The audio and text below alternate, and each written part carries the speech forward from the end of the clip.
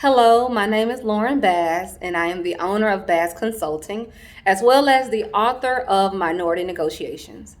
With us being in the midst of the Great Resignation, I wanted to read a portion of Chapter 2 from my book about personal branding. What is your brand? More than an employee who executes job duties. A manager once told his employees, if no one else in the company actually knows about your work accomplishments, those accomplishments won't really count for much. What makes you special above or in comparison to your peers or others? Authentic. Being genuine about your skills and accomplishments is important as well as showing results. Relevant. Show how your talents are closely connected to the work being done in that company or department. Unique. No matter how many people can do the work, it's up to you to understand how to execute tasks unlike anyone else. Creativity, efficiency, exceptional public speaking skills. What sets you apart? Tell your story.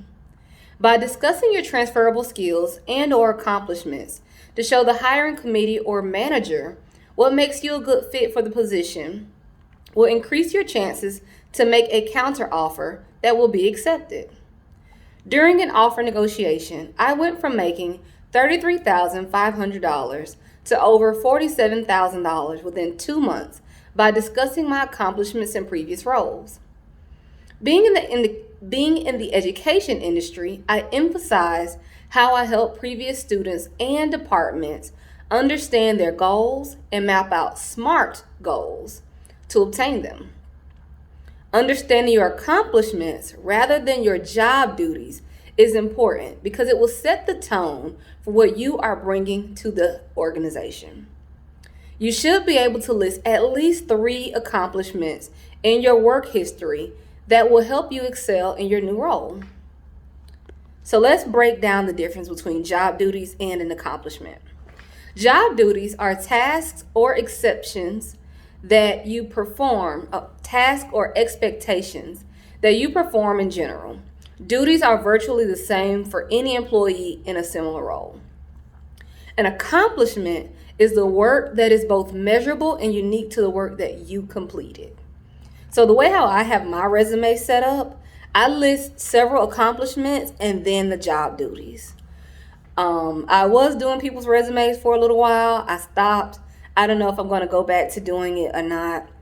But it's very important how you take that time to differentiate the difference between what you accomplished in different roles as opposed to like what your regular normal responsibilities were.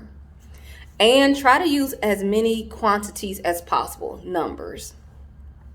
Go a little bit more and then I'm going to stop.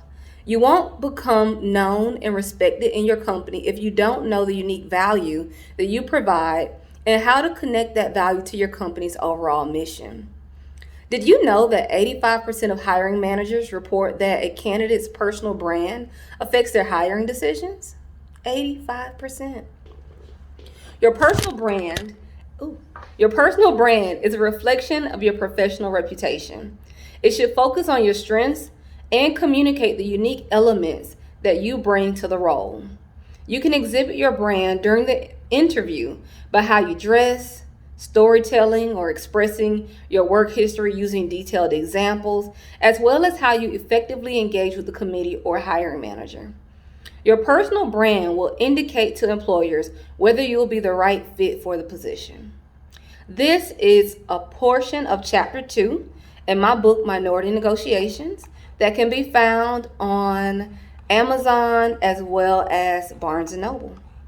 I hope this was entertaining and it captures your attention.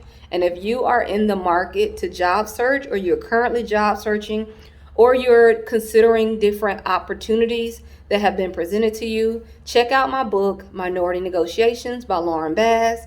Again, I am the owner of Bass Consulting, better known as Bass Empire LLC.